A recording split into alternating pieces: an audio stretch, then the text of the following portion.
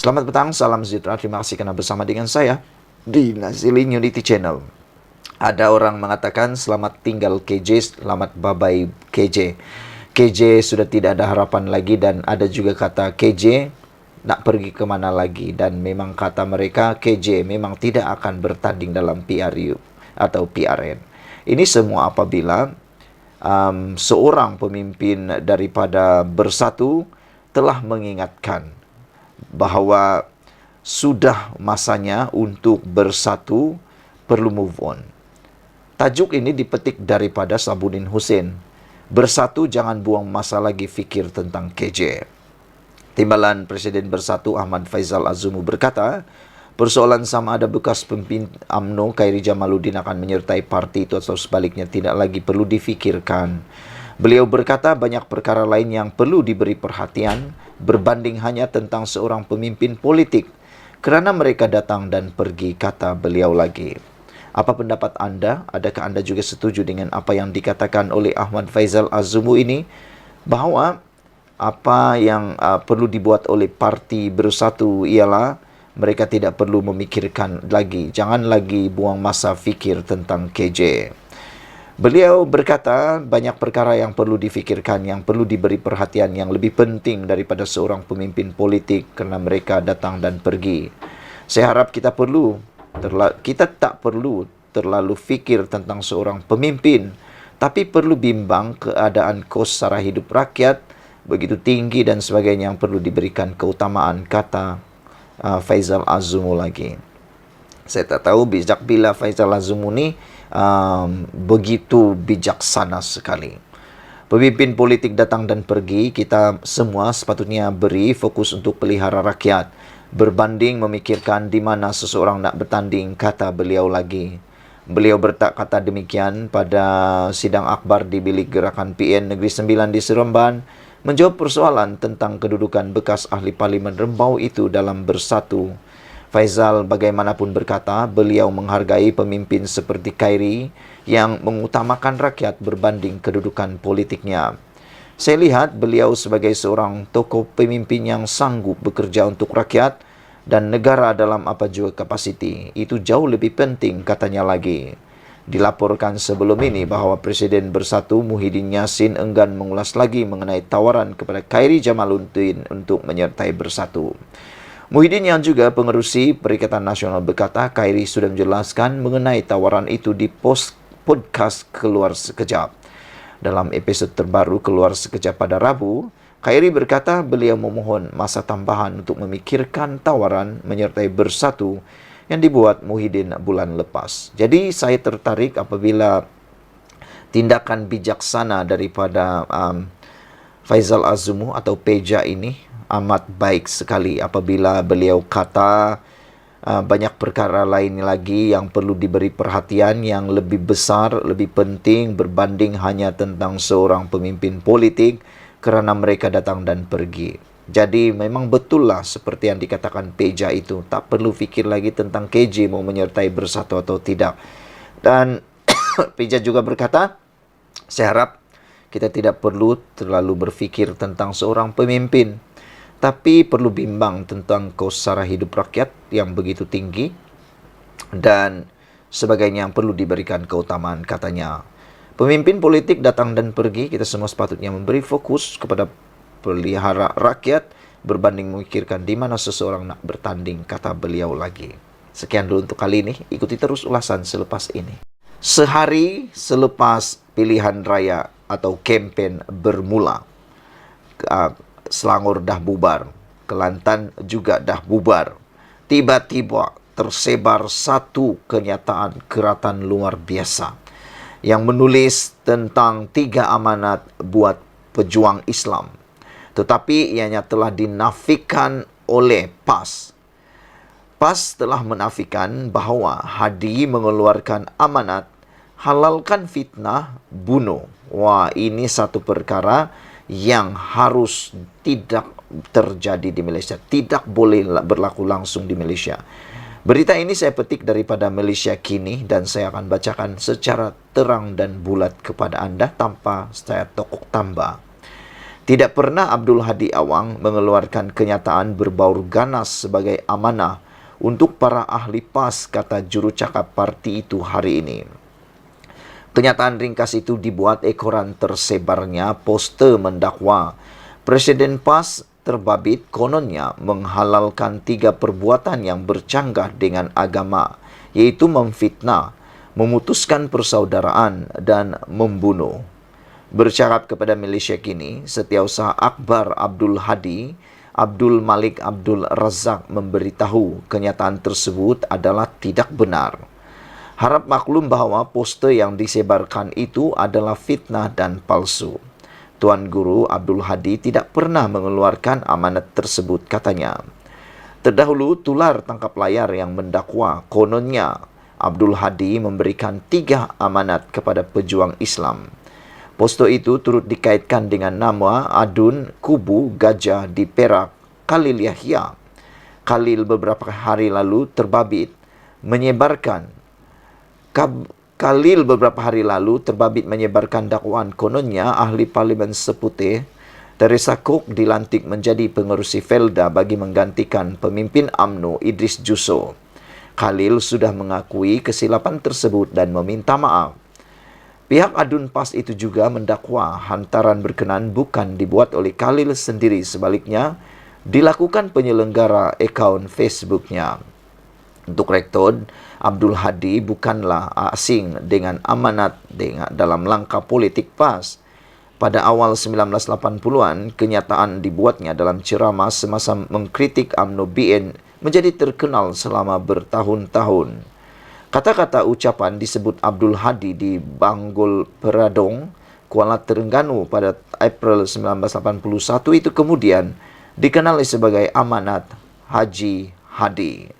Saudara-saudara sekalian, saya berharap apa yang telah dinafikan oleh PAS ini benar-benar berlaku kepada benar-benar berlaku dan tidak benar. Saya berharap macam manapun kita berkempen, janganlah menyentuh 3R seperti yang telah dinasihati oleh PDRM. Karena 3R itu adalah sangat sensitif, yaitu bangsa, agama, dan juga raja-raja. Tidaklah berbaloi. Sekiranya Anda mungkin menang dalam pilihan raya itu, tetapi keharmonian Malaysia terjejas. Apalah gunanya Anda menjadi ahli parlimen? Apalah gunanya Anda menjadi ahli Dewan Undangan Negeri?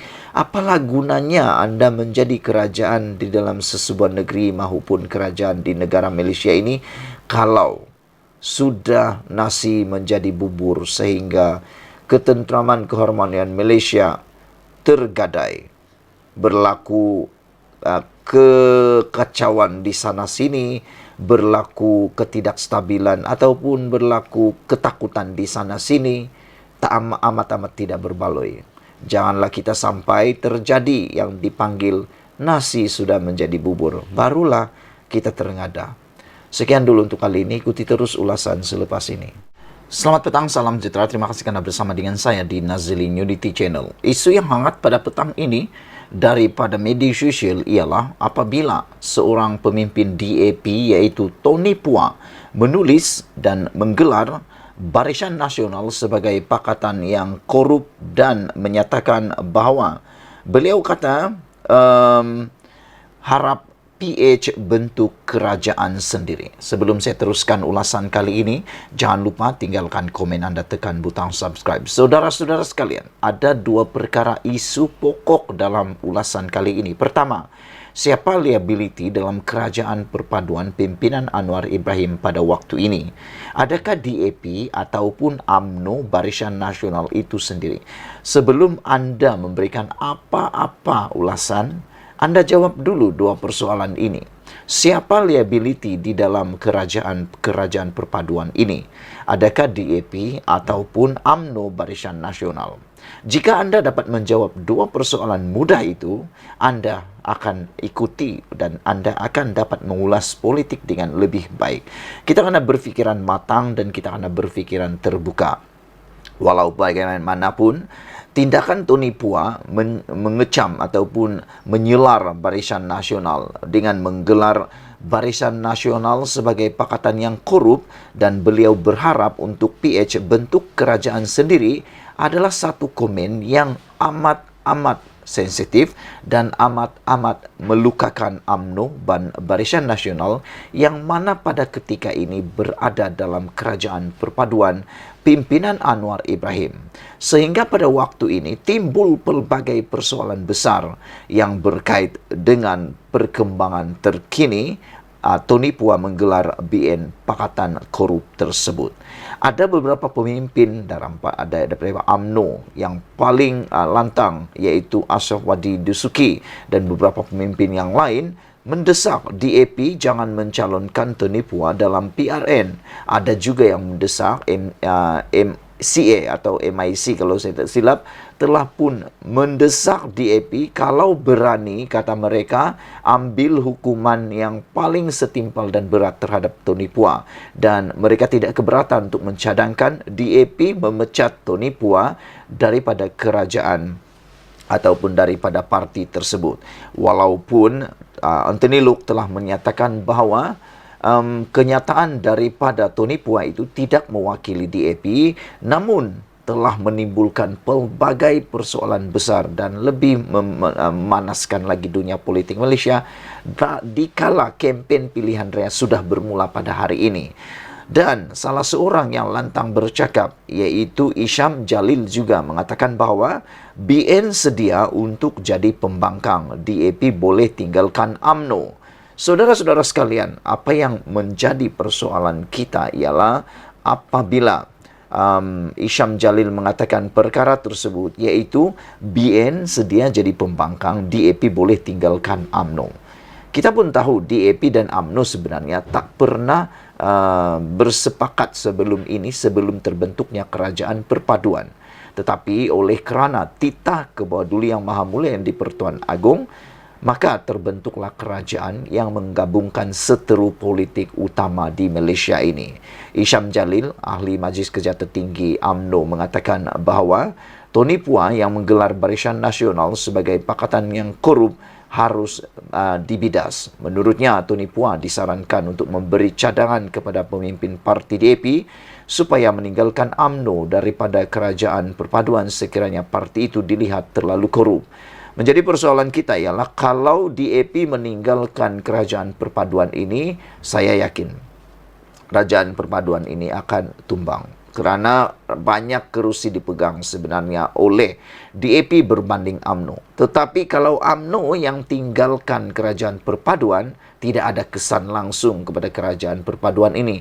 Meskipun kalaupun pemimpin-pemimpin UMNO, Barisan Nasional, mendesak Zahid Hamidi supaya tarik sokongan ataupun tidak lagi menyokong Anwar Ibrahim keluar daripada kerajaan perpaduan dan menyertai mana-mana gabungan ataupun berdiri sebagai pembangkang seperti yang dikatakan oleh Isham Jalil ini, maka tidak akan ada apa-apa kesan kepada kerajaan perpaduan.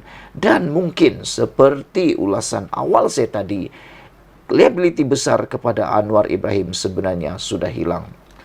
Karena kita perlu tahu, sebenarnya pada hemat dan jawapan saya, DAP pun boleh menjadi liability kepada kerajaan perpaduan, tetapi UMNO dan Barisan Nasional pun boleh menjadi liability kepada kerajaan perpaduan. Tanpa Barisan Nasional dalam kerajaan perpaduan pun sebenarnya Anwar Ibrahim masih lagi boleh jadi Perdana Menteri. Oleh sebab itu, apabila Isham Jalil menyatakan keberanian, kelantangan beliau menyatakan bahawa mereka sedia menjadi pembangkang, pada pendapat saya itu satu tindakan yang terburu-buru. Kerana untuk menjadi pembangkang adalah amat terlampau susah.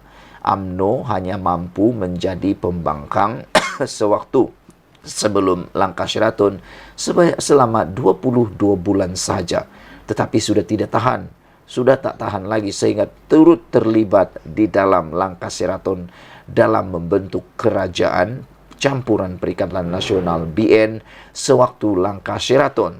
Jadi saya fikir sebenarnya apa yang dinyatakan oleh Isham Jalil ini lebih kepada mengikut emosi. Kerana kalau benar Barisan Nasional dan UMNO menjadi pembangkang, pasti sesuatu yang lebih teruk akan mereka alami. Silap sedikit, UMNO, Barisan Nasional, akan menghadapi masalah paling besar yang tak pernah mereka lalui sebelum ini. Dan seperti penganalisis politik kata, dan juga ada beberapa ahli politik mengatakan, kalau UMNO jadi pembangkang, UMNO akan terkubur dan selama-lamanya menuju alam barzakh, kata mereka.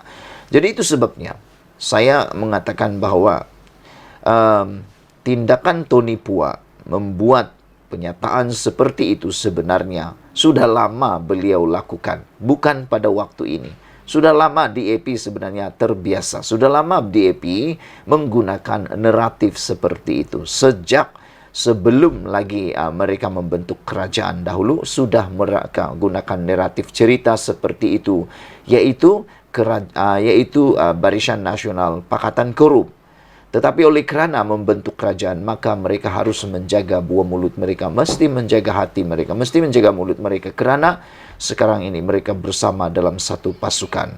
Jadi kalau mau persalahkan Tony Pua, sebenarnya tidaklah terlalu adil, kerana Tony Pua sudah terbiasa dengan tindakan DAP dulu, memang mengambil pendekatan naratif seperti itu. Dan adakah, ini soalan saya yang terakhir kepada Anda, adakah apa yang dikatakan oleh Tony Pua itu salah? Kalau kamu tahu dan kamu ada jawaban kepada persoalan itu, sila tinggalkan komen kamu. Mungkin Anda komen Anda berkaitan dengan naratif itu. Benarkah apa yang dikatakan oleh Tony Pua itu atau ianya bohong? Tinggalkan komen Anda. Sekian dulu untuk kali ini. Jangan lupa tinggalkan komen. Kita jumpa lagi. Bye-bye.